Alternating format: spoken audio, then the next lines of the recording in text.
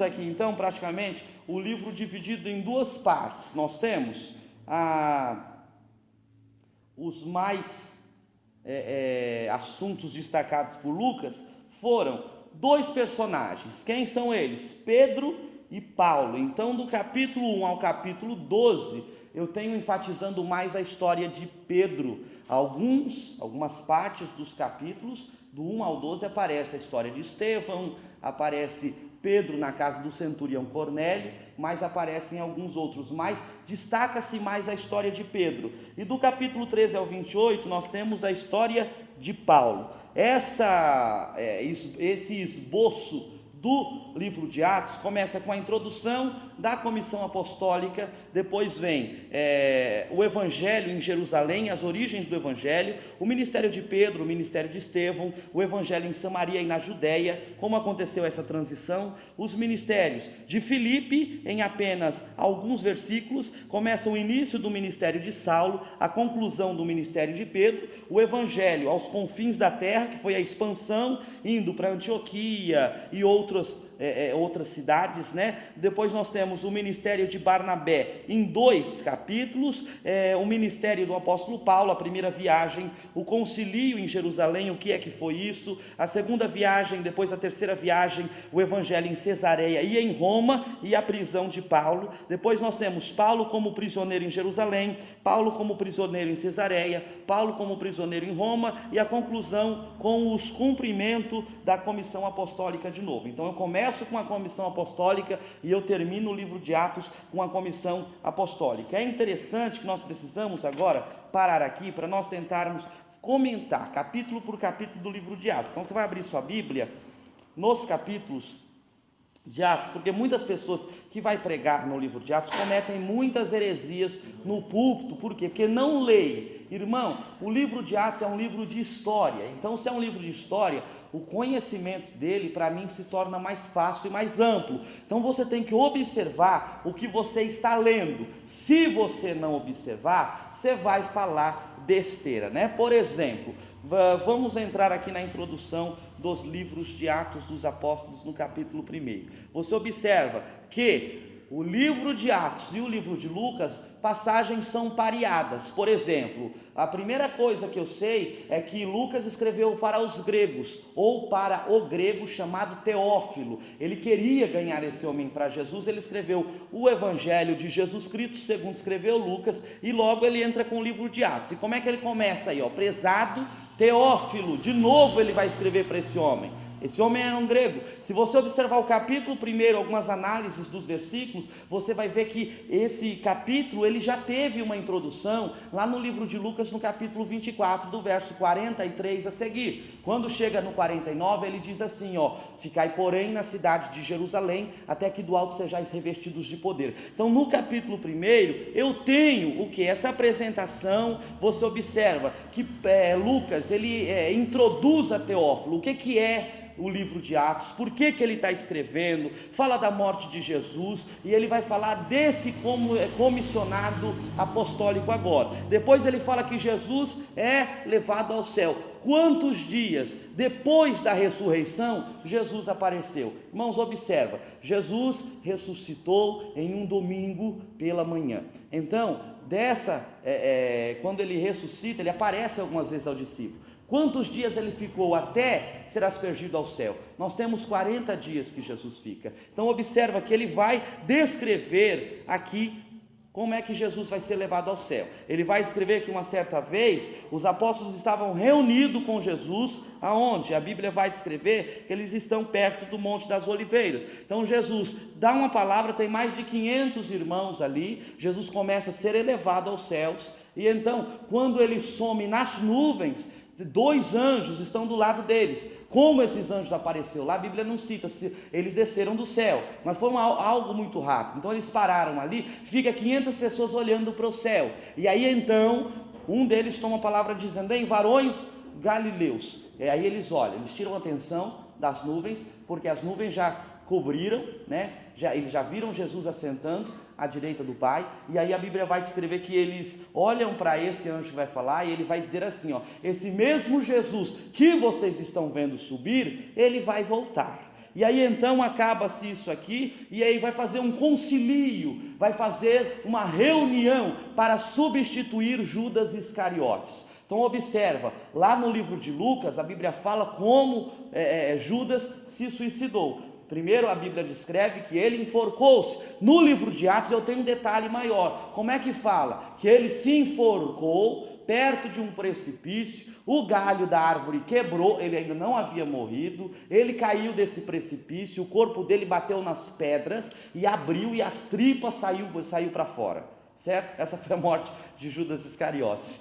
Essa parte da risada você corta, que é engraçado. Aí o que acontece? A Bíblia vai descrever que após isso fez um concílio. Eu tenho 2 homens que vão ser escolhidos. A Bíblia vai citar aqui, um deles é Matias. A Bíblia então vai nos descrever e vai citar novamente a lista dos apóstolos de Jesus. Está lá no verso de número 13. A Bíblia vai pegar a parte B do versículo e vai descrever. Os apóstolos eram estes: Pedro, João, Tiago, André, Filipe, Tomé, Bartolomeu ou Natanael, Mateus, Tiago, o filho de Alfeu, Simão, o nacionalista, ou conhecido como Simão, o Zelote, e Judas Tadeu, que era praticamente o filho de Tiago. A Bíblia vai descrever então que apareceu nessa reunião para substituir Matias. A Bíblia fala que Pedro dá uma pregação a respeito do Espírito Santo, as mesmas palavras que Davi falou lá nas escritas de Davi, e a Bíblia vai nos colocar que Lucas ele dá um detalhe lá no verso de número 18, que praticamente Judas Iscariotes, ele amava mais o dinheiro, e ele dá esses detalhes. Por que Lucas está descrevendo isso? Lucas não foi apóstolo de Jesus, ele era um discípulo de Pedro. Então observa-se que ele dá testemunho, porque ele viu Judas roubar, ele viu Judas enfiar a mão na bolsa de dinheiro do grupo e tirar esse dinheiro. Aparece 2 homens e fala-se, antes de ele pegar esses 2 homens para substituir Judas, ele dá um exemplo do que aconteceu. Depois Judas viu que Jesus era inocente, ele se arrependeu, ele devolveu as moedas, jogou para dentro do templo, pegaram essas moedas, compraram um campo de sangue, e a Bíblia vai descrever que Pedro, ele faz tudo isso e ainda mais. Pedro, irmãos, nós sempre falamos que Pedro era um homem sem conhecimento. Nós estávamos errados a respeito disso. Por quê? Pedro, ele era um homem que praticamente era um pescador. Não tinha o conhecimento de palavras como as palavras de Paulo, Unanimemente, Paulo sempre usava várias palavras mais elaboradas. Pedro, ele era simples nas palavras, mas ele tinha conhecimento. Tanto é que ele vai citar um salmo no verso de número 20. E Pedro continuou, isto é, o que está escrito no livro dos Salmos. Ele vai citar uma passagem do livro de Salmos, ele vai continuar, ele vai introduzir a respeito de Jesus indo para o céu. Chega no verso de número 23, ele coloca os 2 homens que foram escolhidos para entrarem nessa escolha de quem preencheria o lugar de Judas Iscariotes. Então eu tenho aqui no verso 23, um homem chamado José, também conhecido como Barsabás, e eu tenho um homem chamado,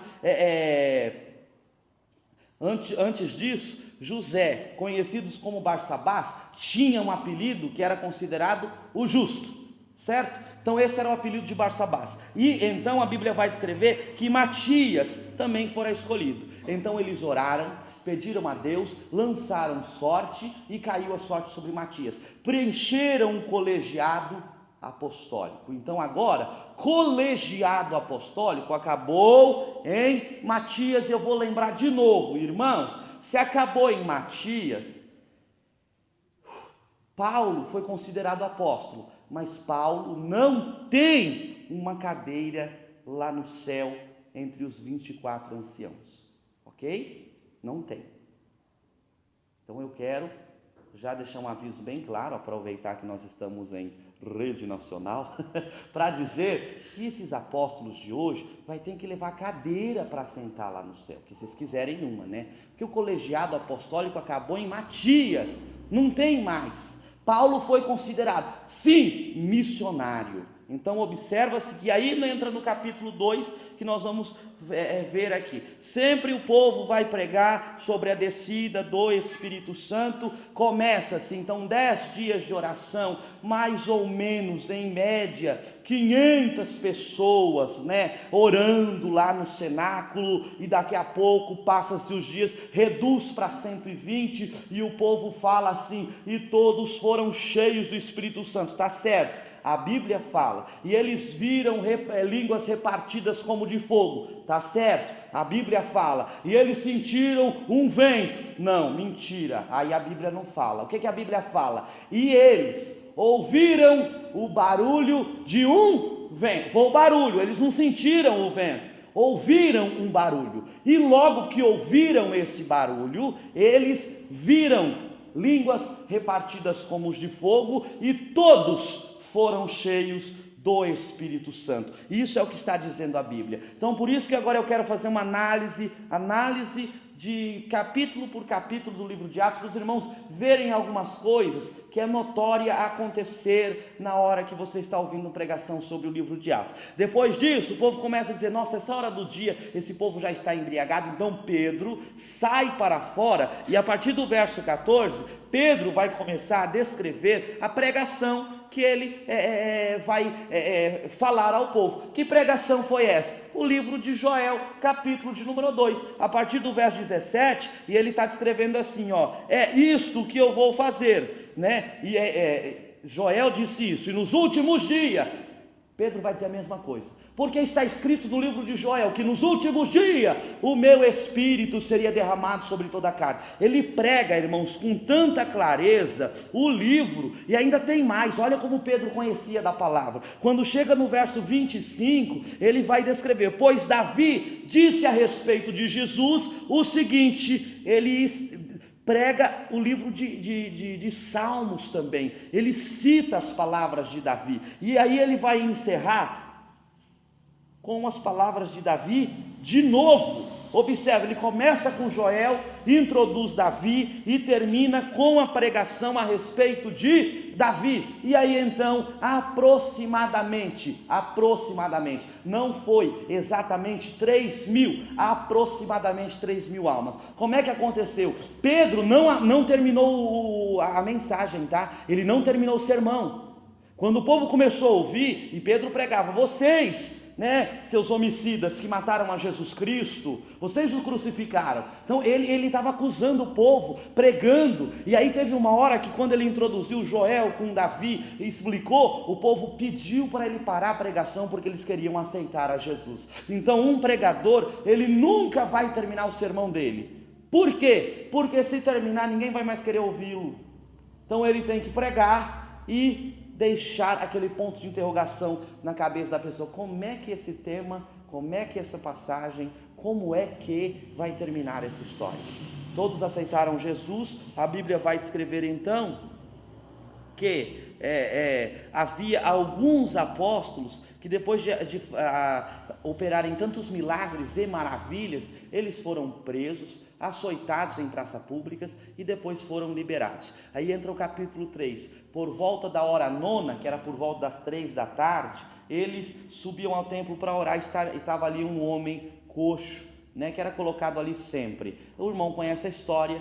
Ele se levanta através da autoridade de Pedro, sobe as escadarias do templo chamado Formosa, entra dentro do templo, como a Bíblia cita, saltando, pulando e gritando. Aí o que aconteceu? Os levitas foram conter a ordem, e aí não prenderam o coxo que estava pulando, saltando e glorificando. Prenderam a quem? Prenderam a Pedro e prenderam a João. Açoitaram eles foram levados, e a Bíblia vai escrever que ainda quando eles foram repreender aquele paralítico, Pedro ainda prega dentro do templo. Isso causa alguns temores na vida dos judeus, né? Aqueles que eram fariseus e prezavam pela lei, e eles foram e mandaram aprender Pedro vai perante o conselho superior. Quem era o conselho superior? Aqueles que eram os principais do farisaísmo. E aí a Bíblia vai descrever que ele ainda prega, e ele ainda cita de novo o Salmo. Ele vai lá, ele fala, as Escrituras Sagradas diz, lá no verso 11, a pedra que vocês, os construtores, rejeitaram, veio a ser a mais importante, que é a pedra de esquina. Ele prega, depois disso, a Bíblia vai descrever que ele está preso e os irmãos vão orar. Então, irmãos, a gente só lembra de Atos 12, quando Pedro está preso e aí acontece de um anjo descer lá, mas não, no capítulo 4, a partir do verso 23, a Bíblia vai descrever que eles foram soltos por intermédios de quem? Por intermédio de um anjo do Senhor, um anjo que desceu e liberou os dois, e eles não sabiam, os chefes dos judeus não sabiam como é que os dois haviam saído da prisão. Como é que aconteceu isso? Eles marcaram para no outro dia trazer Pedro e João de novo para essa reunião do Conselho Superior, e aí os soldados olharam para os soldados, vai pegar os dois lá na cadeia. Quando o soldado chegou lá, as trancas estavam tudo certo, só que os dois não estavam dentro da prisão. Aí veio alguém de dentro do templo dizendo, olha, eles voltaram, estão pregando lá dentro do templo de novo. Aonde acharam eles? Dentro do templo. Tanto é que o soldado volta em pânico e vai dizer para o conselho, olha, eles não estão lá dentro da cadeia. Quem soltou? Não sei, só sei que eles já estão dentro do templo pregando. Depois que eles são soltos, a Bíblia vai descrever então que era uma necessidade que começou a introduzir um homem chamado Barnabé. Então Barnabé não é introduzido no capítulo 11, ele é introduzido já no capítulo 4, a partir do verso número 36. A Bíblia vai descrever que foi um homem chamado José, ele vendeu uma propriedade, ele deu o dízimo, e então a Bíblia fala que ele ajudava sempre na igreja, ele estava na ativa. Pedro, olhando aquilo, falou, olha, seu nome a partir de hoje não vai se chamar mais José, e sim vai se chamar Barnabé. E aí Barnabé quer dizer ajudador. A Bíblia diz então, lá no capítulo 15, que entra-se a introdução dos cultos que acontecia na igreja de Jerusalém. Como eram esses cultos? A Bíblia fala que havia a parte dos dízimos, e na parte do dízimo acontece que entrou Ananias e Safira.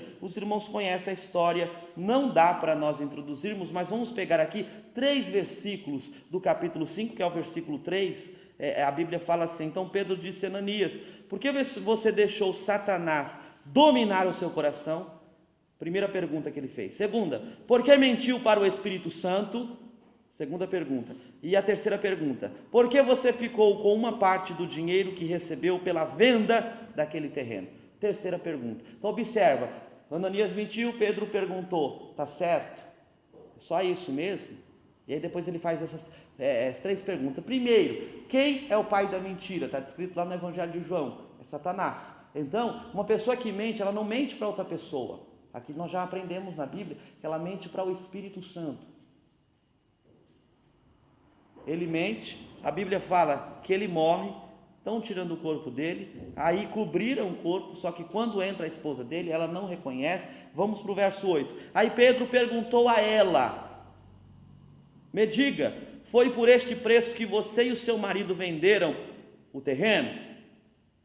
Ela respondeu que sim, foi isso mesmo. Entra no verso 11, então Pedro diz, por que você e o seu marido resolveram pôr à prova o Espírito de Deus?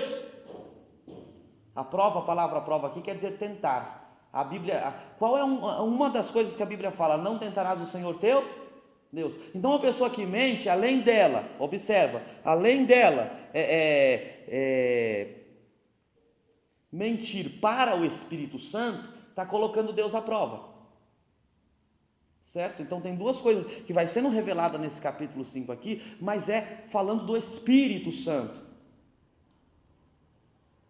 Então observa-se que os moços que acabaram de sepultar o seu marido já estão lá à porta e agora vão levar você também. Então observa, irmãos, Ananias morreu, já tinha sido sepultado, veio Safira, a Bíblia vai escrever que ela mentiu também, e olha a autoridade desses homens.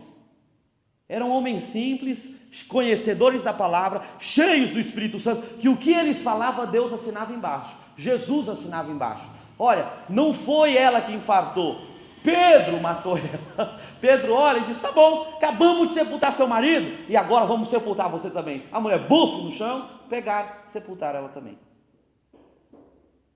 Nós nunca paramos para analisar o texto. Quando a gente para, você vai ver, aí você vai me perguntar: e aí então quer dizer que eu posso bater no peito e falar se eu sou homem de Deus? Não. Você só pode confrontar quem já está tomado por demônios em sua mente, certo? Depois nós vamos falar de outra questão dessa. Essa aqui é a questão de Pedro, nós vamos falar da questão de Paulo também. Então uma pessoa que é cheia do Espírito Santo, ela tem autoridade para confrontar o pecado, para confrontar o pecador. E eu não sei porque que existem pessoas, obreiros, que defendem pecado. Não, irmão, o que é pecado? Pecado é tudo aquilo que afronta o Espírito Santo e faz ele ficar longe de mim. O que é pecado? Pecado é iniquidade. Pecado é transgredir contra a lei. Então, se eu estou fazendo isso, a Bíblia Sagrada vai descrever que um crente cheio do Espírito Santo, ele tem autoridade para pregar contra o pecado. Aí você vai dizer: mas quem está pregando e afrontando também é pecador. É, mas há uma diferença de um pecador arrependido, cheio do Espírito Santo, e um pecador sem vergonha, que peca e não tem arrependimento no coração. E é isso que a Bíblia sempre, Jesus não amaciava ninguém, e os apóstolos estão dando exemplo também que não amaciavam ninguém. Então, Safira morreu aqui também, e o nome de Jesus fora glorificado. A Bíblia vai expressar com tamanha clareza alguns versículos importantes que é colocado aqui. Esse conselho superior agora queria matar Pedro. Então eles pegaram, juntaram-se contra Pedro e iam matar a Pedro. Só que apareceu um homem chamado Gamaliel. Gamaliel era um conhecedor. Gamaliel era um rabino, conhecedor de todas as leis, um homem respeitado sobre o sinédrio. E aí, lá no verso de número 38 do capítulo de número 5, a Bíblia vai deixar algumas coisas bem claras, né? A Bíblia fala que Gamaliel, ele olha e ele fala assim: olha, já teve outras seitas, eles consideravam o cristianismo uma seita, que surgiram aí, mas não era de Deus, é por isso que acabou sozinha, nós não precisamos colocar a mão. Porém, não precisa matar não. Porque se veio de Deus, vai permanecer.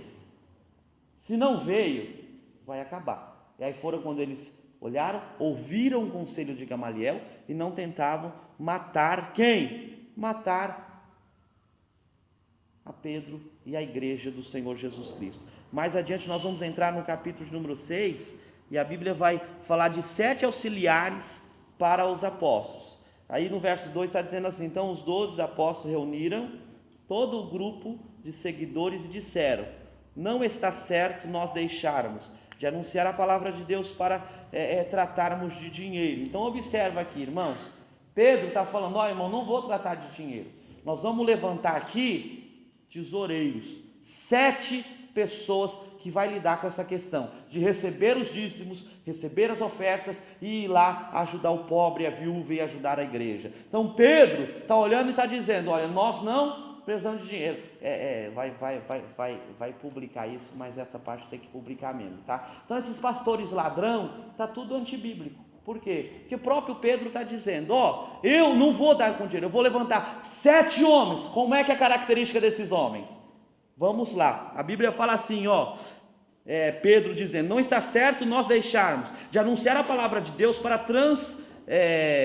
tratarmos de dinheiro. Por isso, irmãos, escolham entre vocês 7 homens de confiança. Primeira virtude de um tesoureiro: confiança. Segunda, cheio do Espírito Santo. Terceiro, e de sabedoria. E nós entregaremos esse serviço a eles. Assim, nós poderemos continuar usando todo o nosso tempo na oração e no trabalho de anunciar a palavra de Deus. Irmãos, esse versículo aqui dá para nós abrirmos um leque para várias outras coisas. Então, olha, Pedro está dizendo: olha, se eu for cuidar da tesouraria, se eu for fazer tudo o que é necessário no trabalho social para ajudar quem é os necessitados, eu não vou ter tempo para oração. não vou ter tempo para a palavra, não vou conseguir pregar a palavra de Deus, não vou conseguir cuidar das ovelhas. Então ele está dizendo, olha, entre vocês, quem? Então havia uma diretoria, Pedro era o pastor, mas havia uma diretoria. Ele está dizendo, escolha 7 homens de confiança, cheios do Espírito Santo. Irmão, então até o tesoureiro da igreja tem que ser cheio do Espírito Santo. Até o tesoureiro, né? Ele tem que ser cheio do Espírito Santo. Nós entramos no capítulo de número 6, no verso 11. A Bíblia vai escrever que prenderam Estevão. Estevão estava pregando. E aí eles arranjaram alguns homens para quê? Para dizerem as mentiras a respeito de Estevão. Mas a Bíblia vai descrever que eles falavam que Estevão era contra a lei de Moisés. Então nós temos que aqui corrigir isso aqui. Sempre quando alguns irmãos estão pregando, e quando começaram a apedrejá-lo, o rosto dele estava aparecendo como o de um anjo. Não é mentira. Quando ele foi preso, ele começou a dar a defesa dele, falando a respeito que ele não era contra a lei de Moisés. Está lá descrito no verso número 15 do capítulo 6. Todos os que estavam sentados na sala do conselho superior olhavam firmemente para Estevão e viram que o rosto dele parecia o rosto de um. Então não foi na hora do apedrejamento, foi quando ele já estava sendo interrogado. Mais adiante, no capítulo 7, a Bíblia vai falar da defesa de Estevão, e a pregação dele, ele cita várias passagens bíblicas, ele cita muito a respeito de Moisés, e a Bíblia vai descrever, irmãos, que olha, ele cita exatamente quando Moisés, a idade que Moisés teve um encontro com Deus. Está lá no verso de número 30, a Bíblia vai descrever assim, ó, e vamos lá, agora eu vou fazer uma pergunta para os irmãos, antes a gente ler o verso de número 30 do capítulo de número 7. A sarça estava pegando fogo? Estava. Mas Deus falou por intermédio da sarça? Falou ou não falou? Vamos ler o verso 30? A gente sempre ouviu que falou por intermédio da sarça, né? Olha lá, 40 anos mais tarde, certo? Então Moisés sai uma determinada idade, casa-se com a sua esposa. É claro, né? Que se casou é com a esposa. E a Bíblia vai descrever que 40 anos mais tarde, quando Moisés estava no deserto, perto do Monte Sinai, um anjo apareceu a ele no meio do fogo de um espinheiro que estava queimando. Então a sarça estava em chama e não se consumia, mas no meio da sarça estava um anjo. E quem falou com ele? A sarça? Bom, tá? Então a gente sempre ouviu errado isso daqui. Viu que o detalhamento da leitura nos demonstra muita coisa? Vamos mais adiante. A Bíblia vai descrever então que ele foi apedrejado, ele viu os céus abertos. E no capítulo de número 8, a Bíblia vai descrever sobre Saulo, já no capítulo de número 8. Então, irmão, Saulo não deu o aval para o apedrejamento de Estevão. O que Saulo fez? Ele segurou as capas das pessoas que estavam apedrejando Estevão. Aí a Bíblia vai escrever que naquele mesmo dia a igreja de Jerusalém começou a sofrer uma grande perseguição e todos os cristãos, menos os apóstolos, foram espalhados pelas regiões da Judéia e de Samaria. Verso 3, porém Saulo se esforçava para acabar com a igreja. Ele ia de casa em casa, arrastava homens e mulheres e a jogava na cadeia. Então era tipo uma inspeção. Paulo levava soldados, né? Ele entrava de casa em casa, entrava e invadia. Se era cristão, jogava mulheres, crianças, homens na cadeia e mandava executá-los. A Bíblia vai descrever. Ele era só um perseguidor ou tinha uma? Ele era praticamente um criado de Gamaliel, aprendeu todas as leis como Gamaliel. Então ele é um perseguidor e ele tem praticamente autorização. Ele tem cartas de autorização, como se ele fosse um superior da guarda para mandar isso acontecer. Então ele é um estudante, era praticamente um estudante de Gamaliel, que tinha totalmente um poder de uma pessoa que já fosse um comandante de alguma tropa. Pegaram as vestes, né? As pessoas pegaram as vestes e depuseram aos pés de Saulo, né? que eles faziam quando aquelas pessoas testemunharam, tirar as vestes, eles tinham que apresentar para ele. Tinha que apresentar para ele. Ele tinha autoridade Sobre tudo. Então esse era Paulo. Agora observa. E quem era mais forte? Saulo ou os discípulos? Olha o verso 8, o verso de número 18. A Bíblia vai escrever que Simão viu que, quando os apóstolos punham as mãos sobre as pessoas, Deus dava a elas o Espírito Santo. Por isso ofereceu dinheiro a Pedro e a João, dizendo: quero que vocês me deem também esse poder. Assim, quando eu puser as mãos sobre alguém, essa pessoa receberá o Espírito Santo. Então Pedro respondeu: que Deus mande você e o seu dinheiro para o inferno. Você pensa que pode conseguir com dinheiro o dom de Deus? Então aqui nós vamos ver, olha a autoridade que esses homens tinham. Imagina, chegar alguém para a missionária Dirce e falar: eu quero ser cheia e batizada com o Espírito Santo agora. Ela ia lá, tá bom, punhava a mão, fazia uma oração e a pessoa era cheia. Era simples, né? Olha que legal, bacana. Era só alguém vendo aquilo, olha, diz: olha, eu te dou dinheiro para ter essa mesma autoridade. Irmão, é pecado mandar algum crente para o inferno. Não, está na Bíblia. Pedro olhou e disse: com que dinheiro você acha que pode comprar um dom de Deus? Então você pega o seu dinheiro, você vai para o inferno junto com ele. Porque dom de Deus não tem dinheiro que compra. Então, irmão, não tem nada mais valioso que o dom de Deus. Por isso você tem que zelar por ele. Deus te deu o dom da palavra, Deus te deu o dom de profecia. Não usa esses dons como se fossem... eu acho um absurdo. As pessoas ligam e falam: quando é que você cobra para pregar? Não! Porque se eu cobrar, eu estou dando um valor a mim. Eu tenho que exatamente falar. A pessoa que está me pagando, ela tem todo o poder sobre mim. Eu vou ter que fazer o que ela... Você vai no mercado, compra uma latinha de Coca-Cola. Está no poder de quem? A latinha faz o que ela quer? Ela sai lá da prateleira e rola no chão? Não, está no seu poder. Você abre, derrama o que está dentro se você quiser. Você faz o que você quiser com ela. Uma pessoa que se dá valor para levar o Evangelho de Cristo, essa pessoa nada mais é do que um objeto comprado por outra pessoa. E a pessoa que comprou tem total poder sobre ela. E aí ela tem que fazer o que a pessoa que pagou quiser. Mas nós somos totalmente comprados pelo sangue de Jesus Cristo, e o único que tem poder sobre nós é Jesus Cristo. Então, irmão, isso não existe.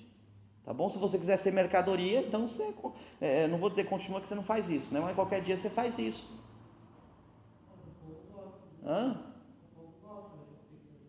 Então.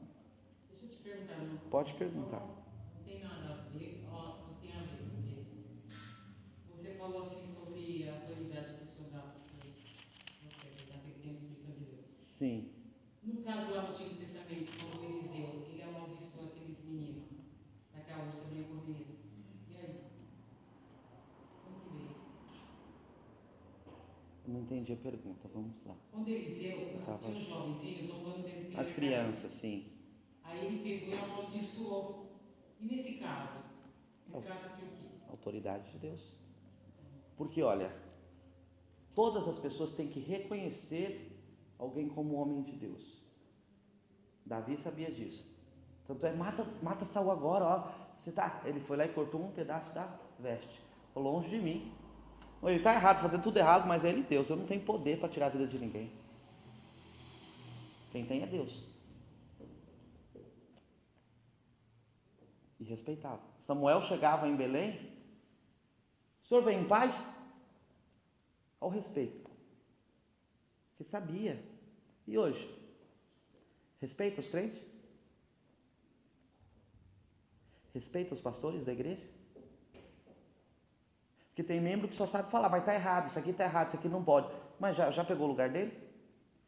Já pensou em trocar com ele, você ficar um dia sendo pastor e o pastor um dia sendo membro? Não precisa nem ser um dia, 2 horas só. Porque uma diferença é falar e outra diferença é você viver. Aí eu pergunto: você já expulsou demônio? Você vai me dizer, o que mais tem na Bíblia é expulsar demônio. Você leu? Leu ou não leu a respeito disso? Você já expulsou? Diferente, você viu? Porque ler é uma coisa, praticar é outra. Então não tem-se mais respeito. Então as crianças zombavam de Eliseu. O que Eliseu fez? Então uma ursa vai comer todos vocês. Pronto. Deus falou, tá certo, meu servo. E mandou a ursa comer, acabou. O que a Bíblia vai descrever, Paulo, isso não é doutrina da predestinação e também não estou defendendo o calvinismo. Observa que Paulo, ele escreve a Romanos dizendo, já existiu alguns que são para maldição, para perdição. Quem são essas pessoas? As que não querem Jesus.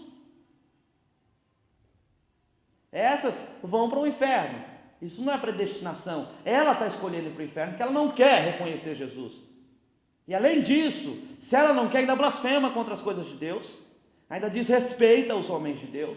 Então essas pessoas, Paulo já diz, já nasceu para perdição. Por quê? Porque o coração já é duro. Mas Deus muda o coração de pedra? Muda, mas se a pessoa quiser. Nosso Jesus é educado. Tanto Jesus é tão educado que Jesus respeitou a questão do centurião. Vamos à tua casa. Eu não sou digno de receber o Senhor na minha casa, mas se o Senhor liberar uma palavra, o meu criado te sará. Jesus não foi na casa dele, Jesus respeitou a opinião dele, mas o servo foi curado. Foi ou não foi? Jesus foi entrar em uma determinada cidade, acabou de libertar o endemoniado de Gadara. A Bíblia fala que eles estavam com tanto medo que não queriam receber Jesus. Jesus bateu o pó de suas vestimentas, virou, foi-se embora. Nunca entrou naquela cidade, mas morreu na cruz e perdoou todos aqueles homens. Quem é mal educado é Satanás. Nosso Jesus não. Então isso que nós temos que deixar em mente. A autoridade, o zelo que Deus tem pelas palavras que saem da boca de homens de Deus e mulheres de Deus. Porque a pessoa tem comunhão com Deus. Certo? Vamos tratar isso como uma amizade. O seu melhor amigo lá da escola, quando alguém vinha e xingava você, ele gostava? Você nem partia para cima da pessoa, era mais um amigo que já ia, né? Nosso Jesus é a mesma coisa. E isso que nós temos que aprender. A autoridade de Deus. Então essas pessoas, ela tem que saber onde é o lugar delas. E você tem a autoridade de Deus para fazer isso. O problema nunca é a igreja, o problema sempre é a pessoa que está congregando na igreja. Tem pessoas que procuram a igreja perfeita. Quando ela achar, se aconselha ela não ir para lá. Por quê? Senão a igreja não vai ser mais perfeita. Porque ela vai estar lá. E é isso que nós aprendemos no livro de Atos. A diferença é o crente cheio do Espírito Santo, irmãos. Onde ele chega, ele faz daquele lugar um culto. E isso é importante. Consegui responder sua questão, missionária disso? Então vamos falar mais um pouquinho. Aqui, Filipe e o alto funcionário da Etiópia. Um anjo do Senhor disse a Filipe, um anjo. Esses homens eram tão cheios do Espírito Santo, irmãos, que eles conversavam com os anjos. Assim. Então observa aqui, um anjo chegou para Filipe. Filipe, você vai descer, apronte-se e vai para o sul. O anjo está guiando ele aqui. Você vai para o sul pelo caminho que vai de Jerusalém até Gaza. Lembra, de Jerusalém dava para mim ir para Samaria. Jesus fez esse caminho. Dava para mim de Jerusalém para Cafarnaum. De Jerusalém dava para mim ir para Caná da Galileia. O anjo dá, você vai para o sul pelo caminho, tinha vários. Pelo caminho, da onde? O caminho de Jerusalém até a cidade de Gaza. Filipe não entendeu nada. O anjo falou, ele foi. Está lá andando. Daqui a pouco, ainda a Bíblia abre parênteses aí para dizer, pouca gente passava por aquele caminho. E aí no verso 27 e 28, Filipe se aprontou e foi. E o anjo falava, não era daqui a 3 dias, não era daqui a 1 ano. Ele falou, não, o anjo acabou de falar, ele já se arrumou, falou, vamos embora. E foi. A Bíblia vai descrever aqui então um homem que era oficial, funcionário da Etiópia. Ele estava lendo o livro de Isaías, e a Bíblia descreve a função dele. Este homem era alto funcionário, tesoureiro, administrador das finanças da rainha da Etiópia. Esse rapaz era um homem de confiança. Então alguém fazia a guarda desse homem. Não deixava esse homem andar sozinho. Então Filipe vem. A Bíblia vai descrever que em determinado momento, esse homem lendo, ele vai ver Filipe, e Filipe vai começar um diálogo com ele, né? Entendes o que lê? Ele disse, não tem quem explique. Aí ele subiu na carruagem do homem, sentou e explicou, irmão. E isso é coisa linda, é um homem cheio do Espírito Santo. Você vê que ele nunca tem uma resposta negativa.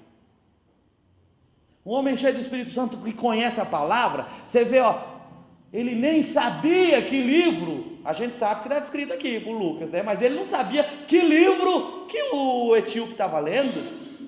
Ele perguntou já, entendes o que lê? Aí ele não tem quem explique, fala, posso explicar para você? Ele subiu, explicou, e aí o etíope pergunta, o que me impede de ser batizado? Ele disse nada. Você crê? Creio. Passava ali, tinha água, desceu da carruagem, batizou o homem subiu para a carruagem, e agora acontece uma coisa que não acontece desde a época de Filipe. O que? Ele, normal, foi teletransportado, a Bíblia vai descrever que ele foi teletransportado, do caminho de Gaza, voltando lá no verso 36, quando eles estavam saindo da água, o Espírito você quem é que foi, irmão, que fez isso? Então o homem cheio do Espírito Santo tem que entender que ele tem autoridade, os anjos do céu vai falar com ele, e ainda o Espírito do Senhor levou Filipe embora. Você já imaginou se um dia você sair para trabalhar e chegar o seu Uber chamado Espírito Santo? Já imaginou? Pegar você daqui, o funcionário não viu mais Filipe. O funcionário acabou, desceu, quando ele levantou da água, você viu que eu acabei de cometer um erro de interpretação e de exegese aqui. Eu falei que o etíope tinha subido, a Bíblia está dizendo que não. Quando ele saiu da água, por isso que é importante a leitura, tá? Quando ele saiu da água, né? A Bíblia vai descrever que o funcionário não viu mais Filipe, porém continuou a sua viagem cheio de alegria. Aí o verso 40, de repente Filipe se encontrou na cidade Azoto e seguiu viagem, anunciando o evangelho por todas as cidades, até chegar em Cesareia de Filipe.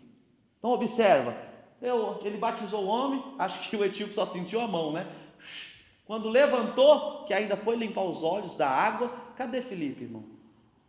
O Espírito de Deus pegou ele, teletransportou para dentro dessa cidade, e ele continuou. Então aqui, a pessoa que é batizada, ela não pode sair do batismo triste, angustiado, será que eu fiz certo? Não, a Bíblia fala que esse homem saiu alegre. Ele procurou Filipe e não achou, ele nem queria saber onde Filipe está, ele estava tão alegre. Isso que é importante, o evangelho é isso. É a pessoa ser cheia do Espírito Santo, ter alegria por ter o que? O Evangelho de Cristo, essa mudança de vida. Então é isso que a igreja precisa ter. Então os irmãos estão notando os detalhes do livro de Atos? Cada detalhe que a gente falou aqui dá umas pregações, dá para a gente tirar isso aqui para fazer até seminários e vamos falar a noite inteira. Mas olha os detalhes. Então o Espírito, uma pessoa cheia do Espírito Santo, você leu, né? O livro chamado Uma Vida Cheia do Espírito Santo. Alguns pararam na metade, mas você vai terminar. Então eu vou fazer com que os irmãos leiam sobre esse assunto, porque é coisa gloriosa, irmãos. Não aconteceu só nas páginas da Bíblia, acontece o quê? Para quem é cristão. Então isso aqui que está passando nas páginas do livro de Atos é uma coisa que você precisa ter. Você precisa ser cheio. No dia que você estiver lendo a Bíblia, e é o que já aconteceu comigo, e a sala sumir, e você foi introduzido dentro do texto que você está lendo, como se você estivesse lá, aí você está 0,0,1% crente. Quando você conseguir ser teletransportado igual o Filipe, aí você está meio crente. Quando você conseguir ter uma revelação do céu e do inferno, aí você está crente, porque João foi assim. Então não, irmãos, Deus é ilimitado. Nós somos limitados. Agora eu pergunto, você está feliz com a sua vida espiritual? Porque eu não estou feliz com a minha. Não estou. Tem crente que ora em 5 minutos e acha que é bom. Irmãos, esses homens oravam 10, 8, 18, 24, 48.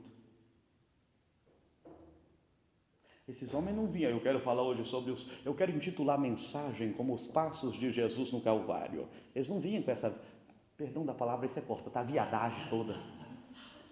Eles iam na simplicidade. Ele chegava e dizia: irmãos, Jesus é Salvador, Jesus cura, Jesus liberta e leva para o céu. Não crê não? Então agora, paralítico levantando. E o paralítico levantava e andava. E hoje, nem a gente pegando um taco de beijo e fala: ou você corre, ou você anda, ou você apanha. Ele não vai levantar, porque nós não temos esse poder. Nós vemos um endemoniado caindo, nós ficamos com medo, irmão, mas no culto isso é normal. Era normal para esses homens. Imagina, você acha que Filipe chegava: rapaz, eu estava hoje lá no caminho de Gaza, fui teletransportado para cá, eu estou assim com Deus. Não se vangloriava por isso, porque era normal. Pedro disse: olha, o anjo do Senhor desceu para falar comigo e me mandou lá na casa do centurião Cornélio. E Filipe falou: que bom, Pedro, porque um anjo do Senhor também falou comigo para mim pelo caminho do sul. Aí chegava João: um anjo do Senhor me visitou e ele disse que eu vou ter uma revelação do céu. Era normal um anjo visitar um crente. Agora, se um anjo descer para visitar um crente, poxa vida, ele vai: peraí, anjo, que eu vou fazer uma live, vou transmitir ao vivo para todo mundo crer. Eles não precisavam provar para ninguém, porque pela autoridade que eles tinham, aconteciam essas coisas. Hoje a gente soa a meia, soa a camisa e nada acontece, irmão, e nós não podemos ficar só falando da Bíblia. Nós temos que provar que a Bíblia é verdadeira, que os milagres de Deus acontecem e que nós somos cheios do Espírito Santo. Então chega desses cultos aqui.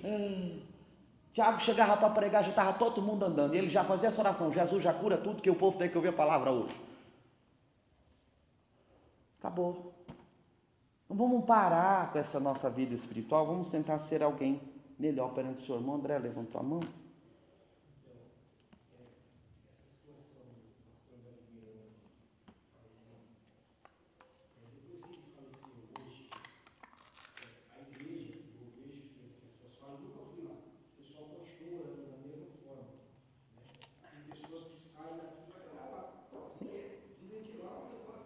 É bom. Mas para os milagres, hoje não está acontecendo mais.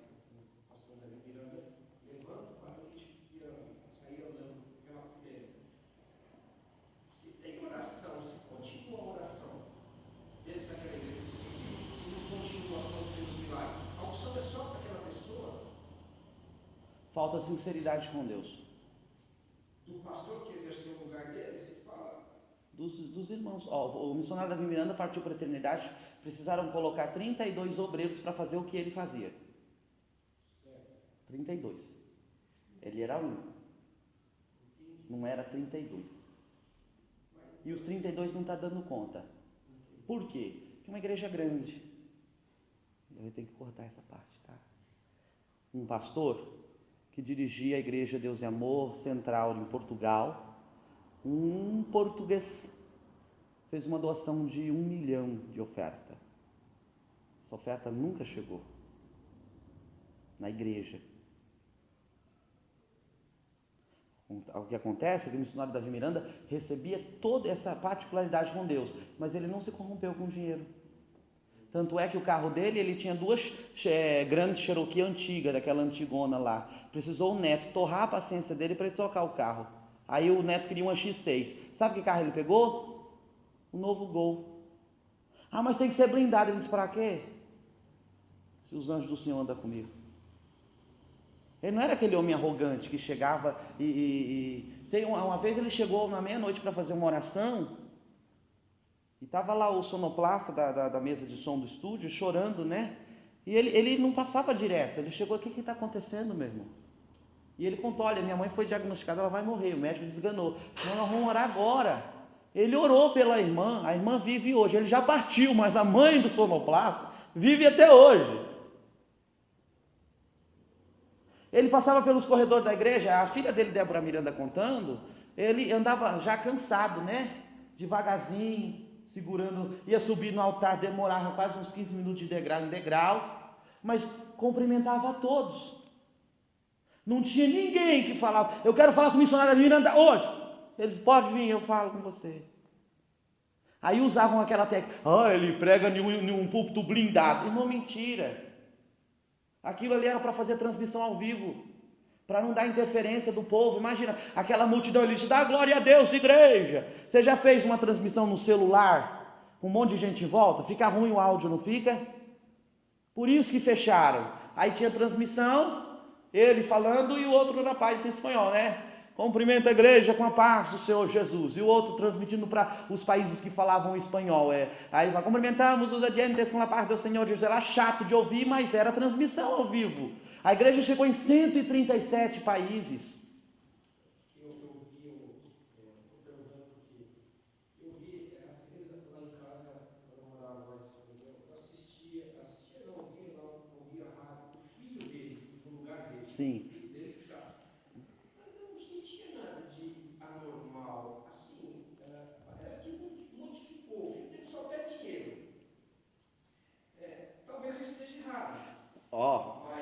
Aí tem uma diferença. Você ouviu no rádio o filho dele pedir dinheiro.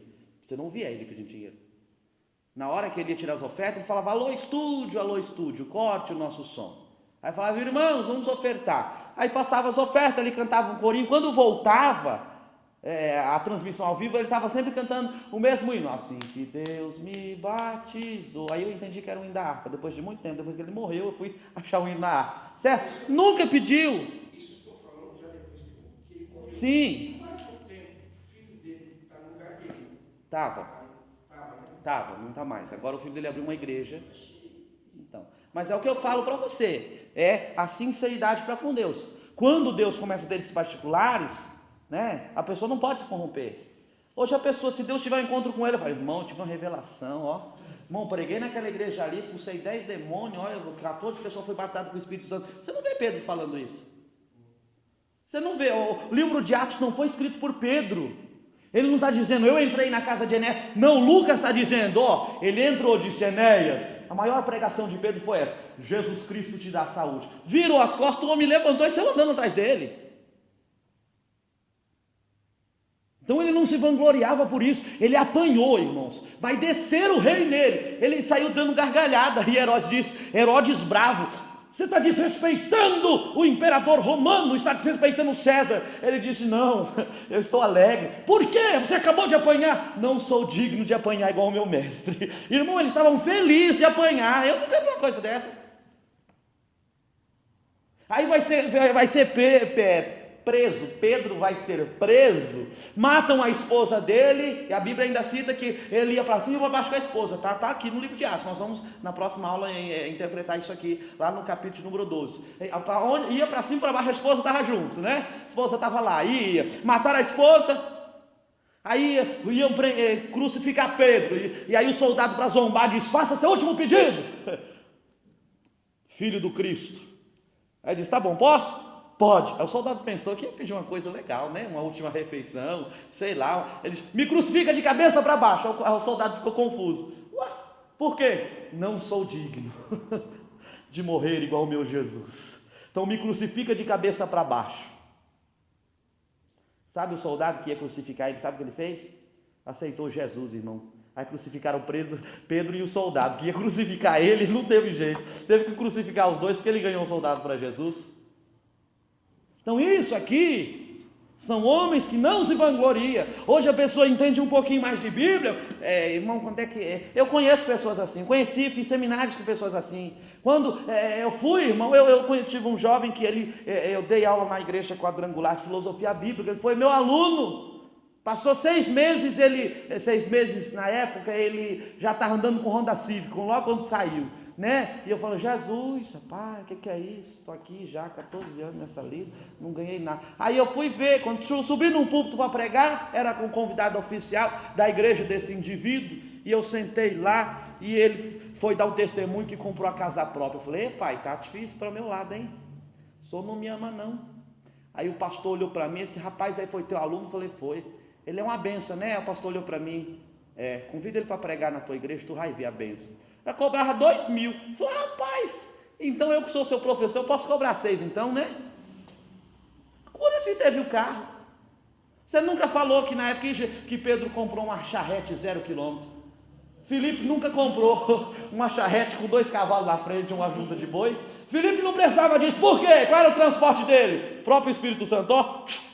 Quer coisa melhor que isso, irmão? Não tem. O povo hoje não tem um entendimento de Bíblia, mas não, agora não, irmão, agora tem que cobrar, né, quem sabe.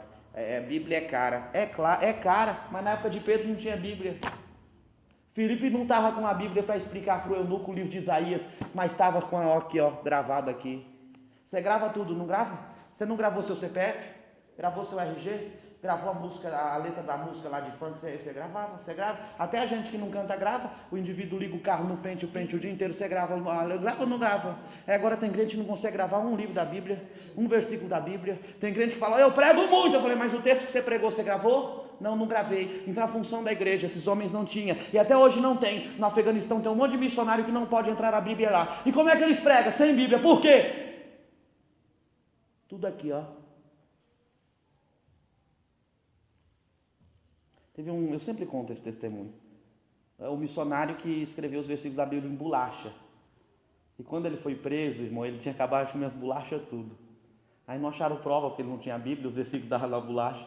Você já imaginou? Você vir com uns pacotes de bolacha do texto que você vai pregar para a igreja, e a pessoa fala, não, ele vai comer bolacha em cima do púlpito? Aí ele tira uma bolacha e abre a sua Bíblia no livro de Salmo, de número 23. Aí ele põe assim umas 8 bolachas, né? E aí ele lê, o Senhor é meu pastor, nada me faltará. Aí pega e põe outra bolacha. Deitai me faz em verdes passos, guia-me mansamente das águas tranquilas e refrigera a minha alma. Guardou a outra. Guia-me pela vereda da justiça por amor do seu nome, ainda que eu andasse no vale da sombra e da morte. Cada bolacha. Aí o soldado está pregando, cadê sua Bíblia? Ele comeu as bolachas tudo. E o soldado, mas não tem Bíblia. Cadê? Escrevia nas bolachas, irmão. A gente precisa ser mais crente. Quer ver isso aqui acontecer?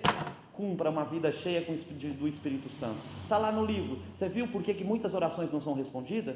Você viu lá, né? Incredulidade. Você não crê mais. Deus acaba de, até mesmo comigo, Deus acaba de levantar um homem de Deus para falar para mim, olha, isso, isso e isso.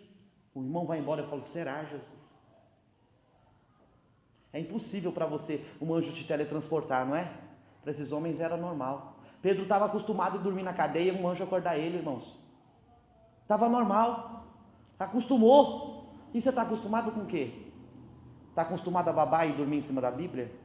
Está acostumado a deixar sua Bíblia em cima do painel do carro ou da prateleira da sua casa? Está acostumado com o quê? Está acostumado a dobrar o joelho para dormir e babar na onde você está dormindo? Está acostumado com isso, né? Esses homens não dormiam direito. Esses homens, e Paulo falou, olha, eu me gasto e me deixarei gastar por causa do Evangelho. Apedrejado, cheio de hematoma, e estava lá Paulo com a boca torta, pregando, meu irmão, rogo-vos outra vez, alegrai-vos no Senhor, porque Ele tem cuidado de vós. Hoje o irmão está com a dor de dente, não vem na igreja. Um pedaço de unha encravada que não tirou, não vem na igreja. Dor de barriga, diarreia, não vem na igreja. Não tem problema disso, não. Paulo chegou na ilha de Malta, estava lá, o homem lá com diarreia. Ele orou, a diarreia passou, e tem mais, ele perdeu o navio, perdeu os pertences, perdeu tudo. Na hora que passou toda a tempestade foi, o povo da ilha de Malta veio com tudo, e deu tudo em dobro do que ele tinha perdido. Porque ele não se vangloriou em cima do Evangelho. Então o seu conhecimento não é para você se vangloriar em cima de ninguém. Você nunca viu eu discutindo Bíblia com ninguém. Você nunca viu eu brigando por Bíblia. Não, é o que você entende? Então tá bom. O que é que eu faço para a pessoa? Eu oro para que Deus abra o entendimento dela. Tem pessoas que falam para mim, mas nem tudo é pecado. É pecado, porque está na Bíblia. Se não tivesse na Bíblia não era pecado, acho.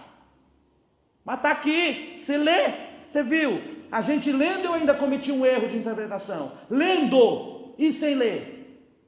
Por isso tem um monte de gente que vai lá, toma a urina do irmão lá, a urina santa, né? Compra cueca freada, e fala, recebeu um milagre, ainda cheira, compra cueca freada, ainda cheira, e faz essas coisas, e o povo vai caindo, porque não lê. E não se torna esses cultos mais normais. Era normal um cego chegar e sair enxergando, era normal.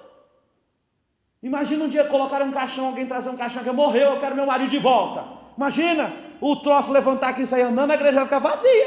O defunto levantou. Não era normal para eles. Um paralítico andar, a possessões demoníacas, era normal, irmão. E hoje, se um demônio cai, como é que faz? Fala para mim.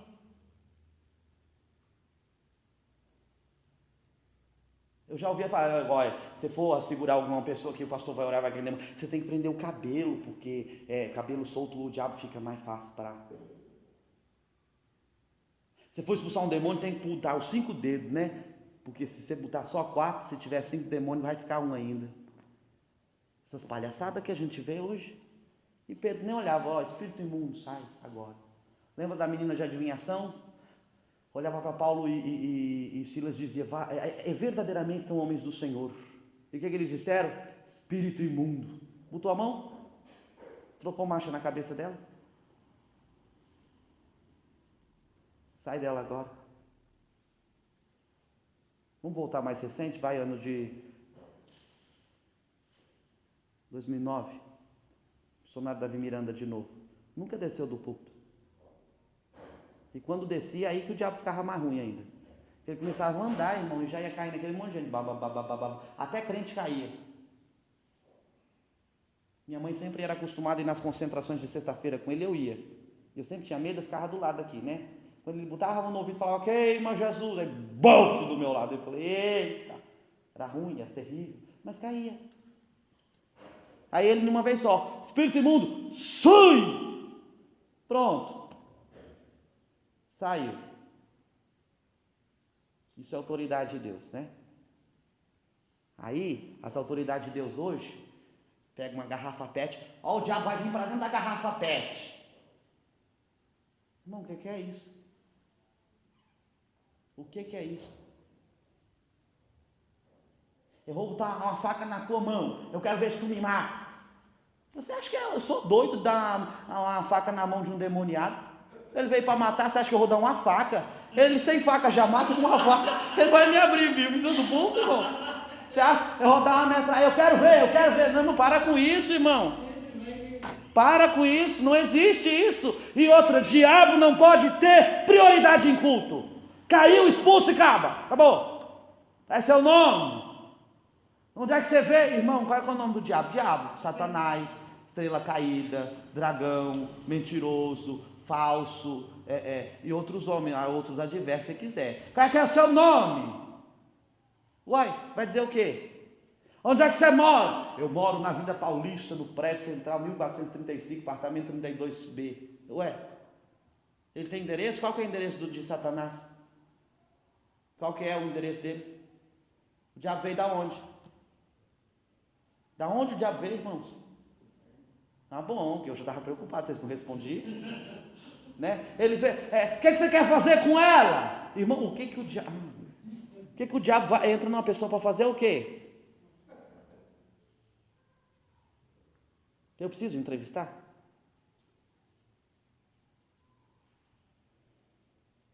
Preciso. Tem aqueles que querem fazer ruaça, jogar banco. Aí tem que ter o brelo cheio para grudar nele e abraçar, ó. Eu estou falando da época da igreja que o pastor não precisava descer do púlpito para expulsar demônio. Passava lá na porta, aquele diácono cheio da graça na porta. Saía. Hoje o diabo entra na igreja. E o diácono está lá. E o pastor aqui, vem, aqui ó, e ele lá. Aí fala, você viu a pessoa que caiu endemoniada na igreja? Não, rapaz, eu estava lá na porta. Mas fazendo o quê? Nunca, quando você for orar por alguém, que você sente que vai cair endemoniado, nunca feche os olhos.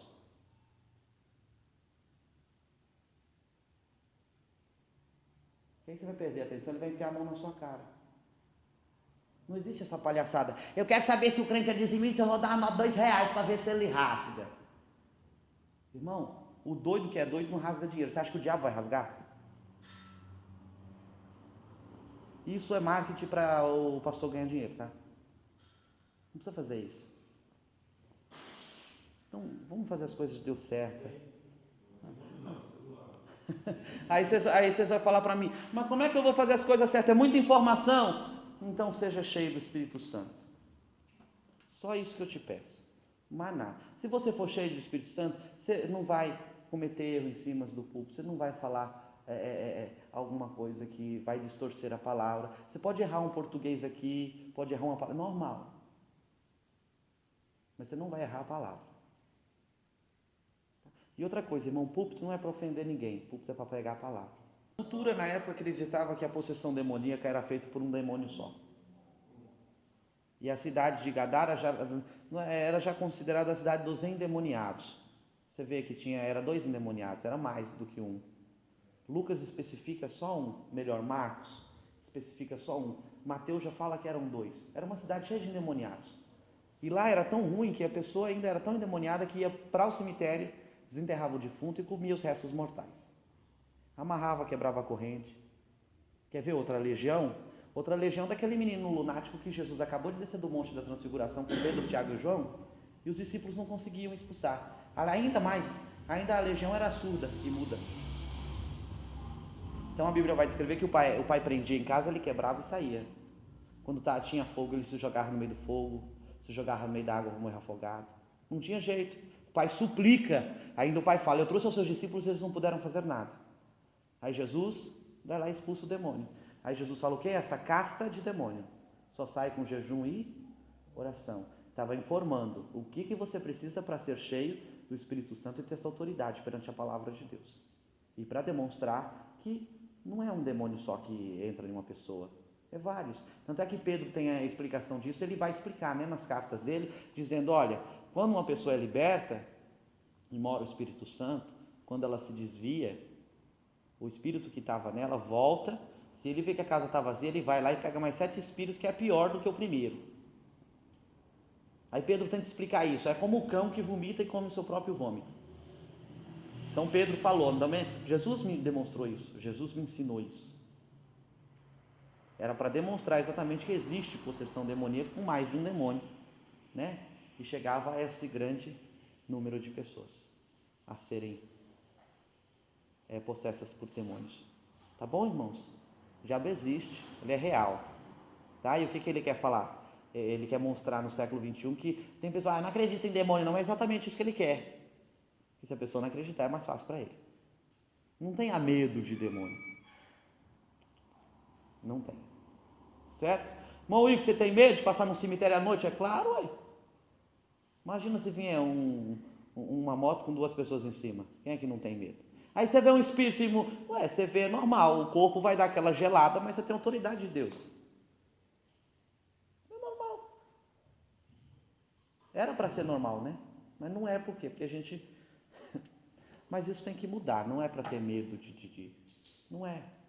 Então, irmãos, é só nós termos a palavra e sermos cheios do Espírito Santo, a gente vence tudo isso daí. Tá certo? Então vamos se apegar mais com Deus. Eu acredito que na próxima aula nós vamos falar do capítulo 9 ao capítulo 20, e depois nós vamos ter mais uma para falar do 21 ao 28 e acabar a introdução do livro de Atos. Tá certo?